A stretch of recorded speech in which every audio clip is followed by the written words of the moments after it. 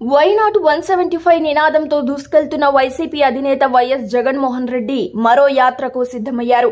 ఇప్పటికే గడప గడపకు మన ప్రభుత్వం, వైసీపీ నీడ్స్ జగన్ వంటి కార్యక్రమాల ద్వారా ప్రజల్లో తమ పాలనపై వైసీపీ విశ్వాసాన్ని, నమ్మకాన్ని ఏర్పాటు చేసుకుంది. ఇటీవలి సిద్ధం సభలతో పార్టీ కార్యకర్తల్లోనూ సరికొత్త ఉత్సాహం, ఉత్తేజం నింపడమూ చూశాం. ఇక ఈసారి సీఎం జగన్ బస్సు యాత్రకు సిద్ధమయ్యారు. మేమంతా సిద్ధం పేరుతో ఈ యాత్రను నిర్వహిస్తున్నారు.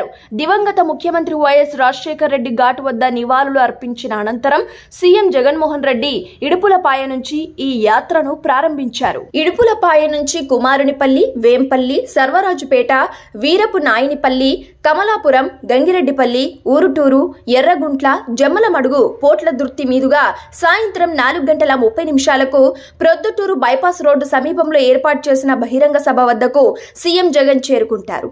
అక్కడి బహిరంగ సభలో ప్రజలను ఉద్దేశించి మాట్లాడుతారు.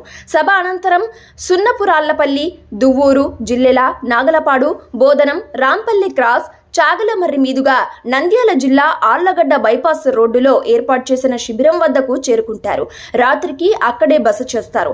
మొత్తం 21 రోజుల పాటు సాగనున్న ఈ బస్సు యాత్ర ఇడుపులపాయ నుంచి ఇచ్చాపురం వరకు కొనసాగుతుంది. పార్టీ శ్రేణులను ఎన్నికలకు సన్నద్ధం చేయడానికి సిద్ధం సభలు నిర్వహించిన 4 జిల్లాలు విశాఖపట్నం, ఏలూరు, అనంతపురం, బాపట్ల మినహా మిగతా జిల్లాల్లో బస్సు యాత్ర జరగనుంది.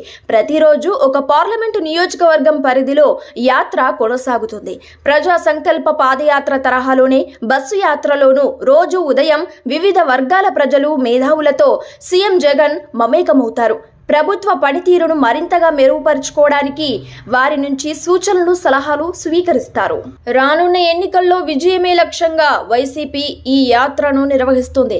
గత 58 నెలల పాలనా కాలంలో తాము అమలు చేసిన సంక్షేమ పథకాల గురించి, అభివృద్ధి గురించి సీఎం జగన్ ఈ సందర్భంగా ప్రజలకు వివరించడంతో పాటు మరోసారి అధికారంలోకి వస్తే రాష్ట్ర అభివృద్ధికి తాము ఏమేం చేస్తామో కూడా ఒక స్పష్టమైన హామీని ఇవ్వనున్నారు.